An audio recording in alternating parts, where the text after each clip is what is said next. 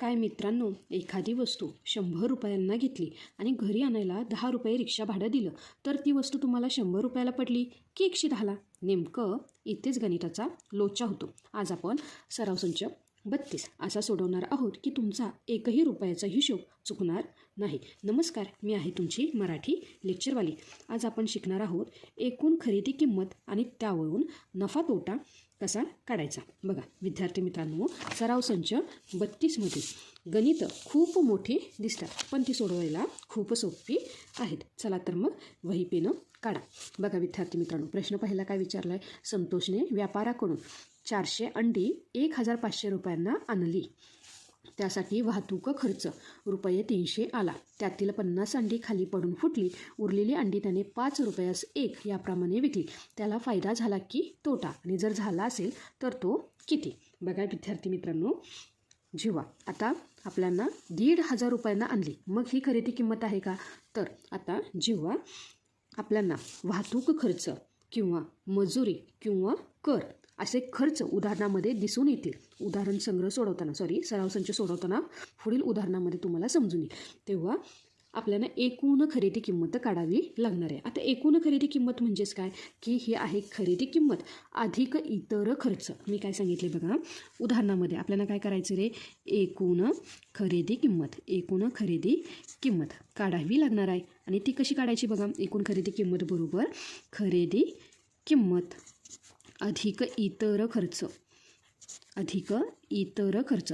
आता इतर खर्च म्हणजेच काय की ती वाहतूक असेल किंवा ती मजुरी असेल किंवा काही कर असेल. तर बघा विद्यार्थी मित्रांनो, ह्या गणितामध्ये एकूण खरेदी किंमत काढण्यासाठी जी काही खरेदी किंमत आहे ती किती आहे रे? 1,500 रुपये. किती आहे? 1,500 अधिक इतर खर्च म्हणजेच वाहतूक खर्च किती आहे रे?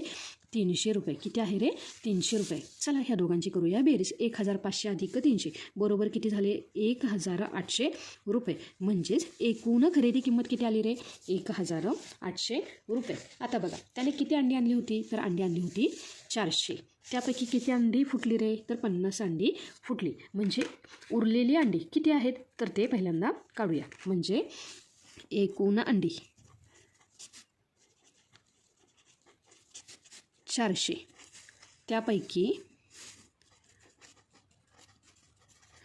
50 फुटली. तर राहिली किती रे? राहिली 400 वजा 50. म्हणजे 400मधून जर 50 गेले तर किती राहिली रे? तर 350 अंडी राहिली. किती राहिली? 350 अंडी राहिली. लक्षात आलं का विद्यार्थी मित्रांनो? तर आता बघा, जी काही 350 अंडी राहिली ती त्याने 5 रुपयांना 1 याप्रमाणे विकली. तर आता बघा, ही जी काही 350 अंडी आहेत ह्यांची विक्री किंमत किती आहे, म्हणजे किती रुपयांना विकली गेली हे काढूया. म्हणजेच इथं काय येणार आहे बघा, जी काही 350 अंड्यांची विक्री किंमत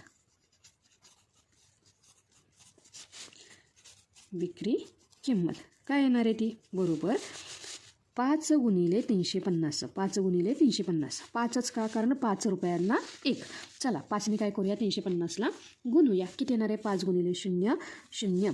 5 5 25, 5 हातचाला 2, 5 त्रिक 15, 15 अधिक 2 17. म्हणजे जी काही विक्री किंमत आली ती किती आली रे? 1,750 रुपये. आता बघा इथे खरेदी किंमत किती आली? 1,800 रुपये. चला काय आहे बघा, खरेदी किंमत किती आहे? 1,800 रुपये. किती आहे रे? 1,800 रुपये.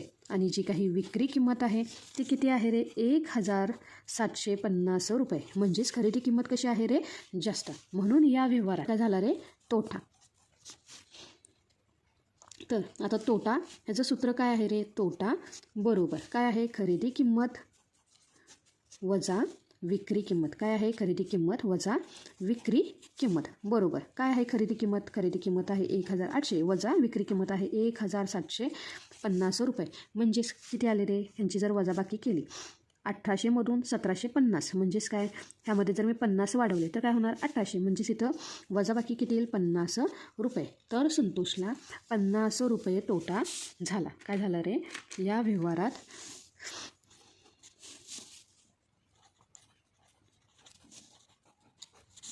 संतोषला 50 रुपये एवढा तोटा झाला. लक्षात आलं का विद्यार्थी मित्रांनो?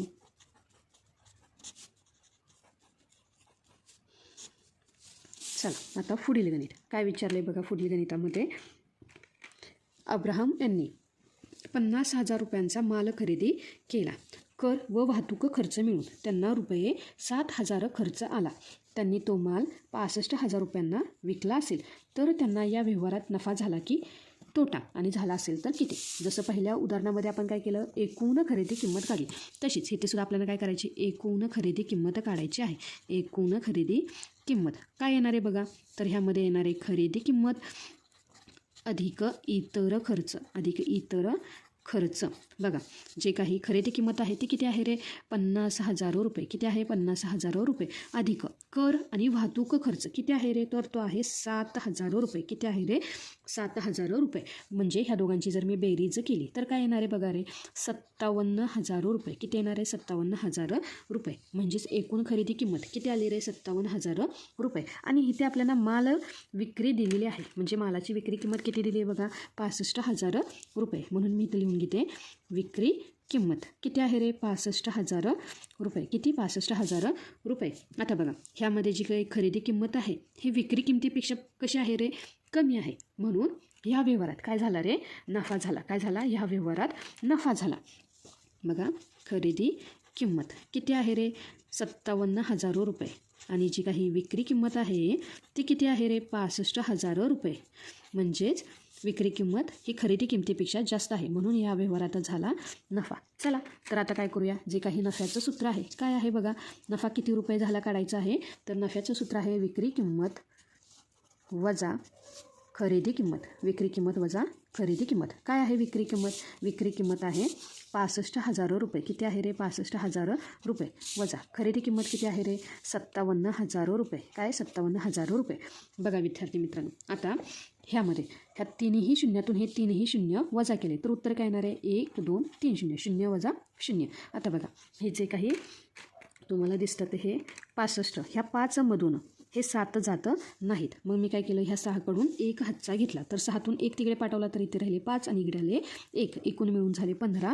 आता बघा 15तून 7 गेले, 15तून 7 गेले उरले 8, आणि 5तून 5 गेला उरला 0. तुम्ही इथे लिहितं नाही. म्हणजे जे काही अब्राहम होते यांना किती रुपये झाला रे नफा, तर यांना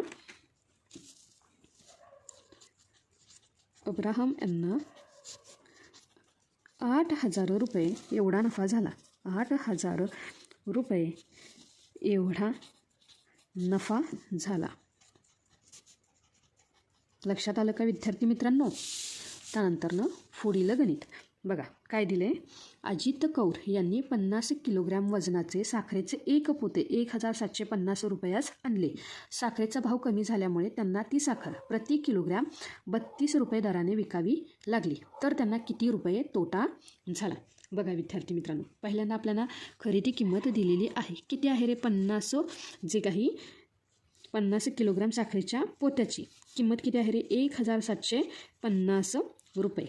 आता बघा जो काही साखरेचा भाव कमी झाल्यामुळे ती साखर म्हणजे जे काही 50 किलोग्रॅम साखरेची विक्री किंमत आपल्याला काढावी लागणार आहे. म्हणजेच बघा विक्री किंमत बरोबर काय येणार आहे की 50 किलोग्रॅम साखरेची किंमत कमी झाल्यामुळे ती किती रुपयांना विकली, 1 किलोला 32 रुपये. तर मी काय करते, 50 किलो ही 32 रुपयाने विकली तर ती किती येईल. चला काय करूया, हे जे काही 50ने काय करूया, ह्या 32ला गुणूया. बघा ह्या शून्यानं मी 32ला गुणलं असतं, उत्तर आलं 0. बघा 5ने गुणूया, 5 दुने 10, 0 हातचा गेला 1, 5 त्रिक 15, 15 आणि 1 16. म्हणजेच जे काही 50 किलोग्रॅम साखर ही 32 रुपयाने विकल्यानंतर ती किती रुपयांना विकली गेली रे, 1,600 रुपयांना. किती रुपयांना विकली गेली, 1,600 रुपयांना. यावरून आपल्याला काय कळते बघा, ही जी काही खरेदी किंमत आहे किती आहे रे, 1,750 रुपये. आणि जी काही विक्री किंमत आहे ती किती आहे रे, 1,600 रुपये. किती आहे,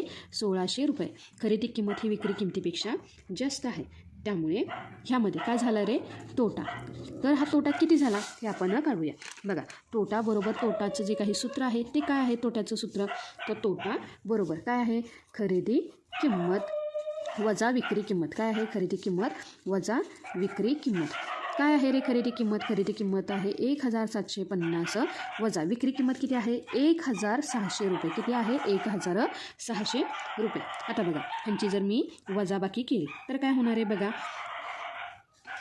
0 वजा 0 0, 5 वजा 0 5, 7 6 गेला उरला 1 आणि 1 1 गेला उरला 0. म्हणजेच किती आले रे? 150 रुपये. किती? 150 रुपये. म्हणजेच जे काही अजित कौर आहेत, काय आहेत रे? जे काही अजित कौर यांना 150 रुपये एवढा तोटा झाला. लक्षात आलं का विद्यार्थी मित्रांनो?